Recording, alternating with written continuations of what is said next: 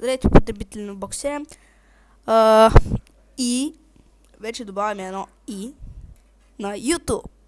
Така вече се направих акаунт в YouTube. И вече нали тези клипчета, дето ги качвах сега Майнкрафтови работи, Angry Birds, не съм ги запазвал, затова не мога да ги кача сега в YouTube ченъла ми. Значи той се казва Simple Stream Soundful. Ще има такова тук в описанието. Ще го поправя малко тук. Тук така мога да ги наредя едни малки иконки. Да. Simple Stream Full. И така. Но тъй като не съм ги запазвал, не мога да ги кача сега тук, затова ще продължа с... Нали, в смисъл това клипче ще го кача тук, после ще го ембенна тук. И вече си продължавам поредицата в YouTube, но ще ембенвам тук и няма го забравя този профил всъщност. Така. И да. Исках това да ви кажа. Защото реално погледнато няма значение дали ще качвам в YouTube и в Vbox смисъл. Защото нали много хора качват и в двата сайта, които наистина искат да бъдат такива геймери, които геймплей коментатори. Така искам да ви покажа едно нещо. Като се опитам да сложа снимка и не става просто. Нали, choose file.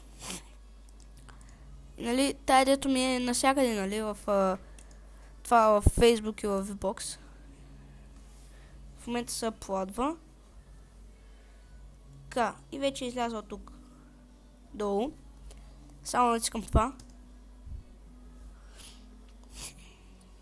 Малко ще почакаме. И пак няма снимката. Значи това го пробвах поне над 10 пъти. И тук другите settings. Change. Choose file. И такова. Слагам Simple Stream. Долу. И виждате, пак няма снимката. Как става това? Не мога да разбера просто.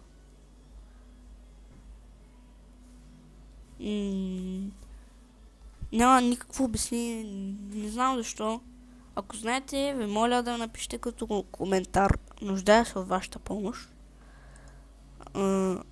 Пишете като коментар защо, или поне ако имате някакво обяснение защо не става, или ако по принцип е така, защото аз нали съм малко 6 волтов, ако мога така се нарека.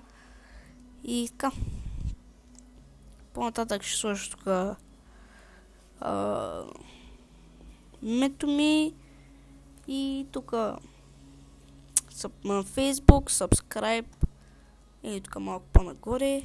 И да, това беше клипчето, което исках да ви покажа. Новия си профил в YouTube и да ви помоля за помощ. Аз бях Simple Stream. Чао!